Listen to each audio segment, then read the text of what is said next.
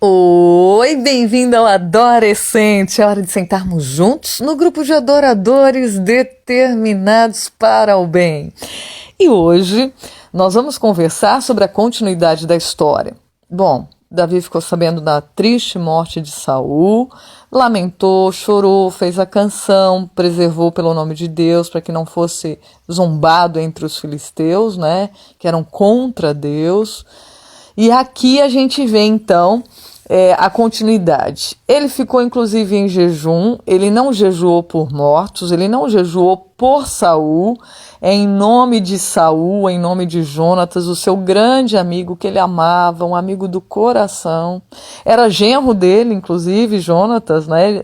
Davi foi casado com a irmã de Jonatas, a filha de Saul. Então ele era da família.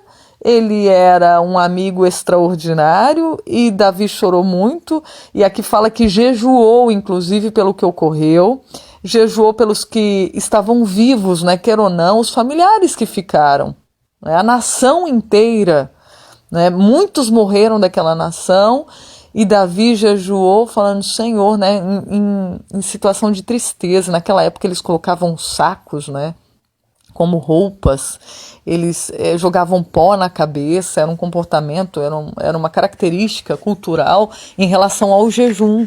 Quer dizer, eles mostrando o estado de tristeza profunda quando acontecia uma tragédia, alguma coisa nesse sentido. E claro, pedindo que Deus ajudasse os que ficam vivos, porque na Bíblia não existe oração por mortos. E nós já conversamos aqui, não é? No dia de finados, a respeito da imortalidade da alma. Não ore por mortos, não jejue por mortos, jejue pelos vivos, né? E a gente tem que prestar atenção, porque Deus deixa a Bíblia, e às vezes a tradução induz a pensar que está jejuando por mortos, quando a Bíblia não pode se contradizer. Se Deus diz que o fôlego volta para Deus e não há consciência, não há alma flutuando, não há pessoas que depois que morrem estão por aí conversando, comunicando. Nós já vimos, baseado na história de Saul e da médium, que não era Samuel, né? É um anjo personificado como se fosse Samuel, assim como Satanás se fez como anjo de luz para Jesus Cristo lá no deserto. Há pessoas que há anjos das trevas que se personificam em pessoas que já morreram. Então, cuidado com essa história de orar para mortos, de jejuar por mortos, porque isso não existe. Então, você tem que ver dentro do contexto bíblico no todo. Não deixar de forma isolada esse verso e falar, olha aí, tá vendo, jejuou, não. Tem que analisar a Bíblia inteira sobre o assunto para poder não entrar em contradição, para ver que é a questão de tradutor que colocou como se ele estivesse orando pelos que morreram. Na verdade, orando em função do que ocorreu com Jonatas e com Saul, né? E de tristeza, né? Jejuando de tristeza profunda. Olha aí, é a manifestação externa da tristeza do coração, e aquilo se manifestava através do jejum, inclusive pelos que ficaram, né? Quando a gente está num funeral, os mortos não sabem coisa alguma, diz a Bíblia. Então a gente deve ir lá, deve estar junto dos vivos, dos familiares, abraçar, né? Pedir que Deus os conforte. Esse é o papel do cristão, né, que ele deve fazer nessas circunstâncias, nessa situação. Agora, fato é que depois que passou esse dia de jejum e oração, tristezas, condolências, né, os pêsames em relação aos que se foram, a saudade do seu amigo Jonatas, veja que Davi mandou chamar o rapaz que veio trazer a notícia da morte de Saul.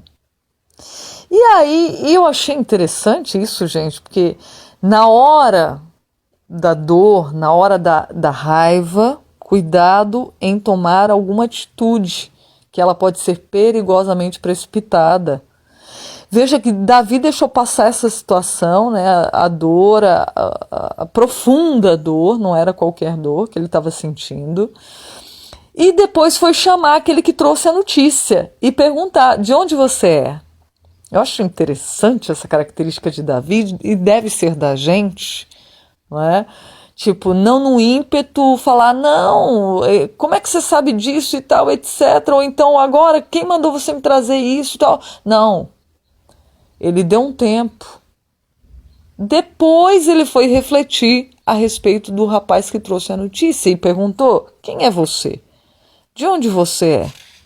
Aí ele falou assim: eu sou amalequita e tal. E ele falou assim: peraí, você disse que matou Saul e você não temeu? Você assim, tipo, simplesmente foi lá e matou o ungido do Senhor? Em outras palavras, ele estava dizendo: eu que sou ungido para o reino, não tive jamais coragem de tocar em outro ungido.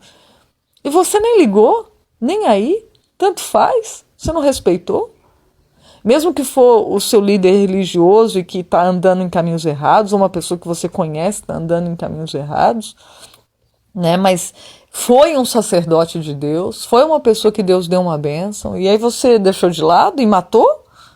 Então é o seguinte, do jeito que você fez, você vai receber. Você vai morrer agora também. E deu a sentença ali como juiz e rei, porque agora ele era o rei, né? Ele foi ungido já lá desde o começo e agora era o tempo de ele assumir o reinado. Apesar que a semana que vem a gente vai estudar um pouquinho, ainda foi meio conflituoso esse assumir de Davi, né, do reino. Mas ele era o rei, agora ele dá uma sentença como rei para aquele amalequita e fala assim: é o seguinte, você é responsável por sua própria morte. Gente, o amalequita tinha mentido.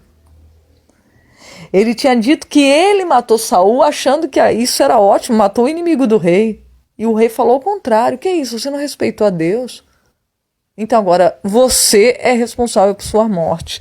Vale a gente pensar o que comentamos no início da semana, no primeiro áudio desta semana. Aprovações que nós buscamos.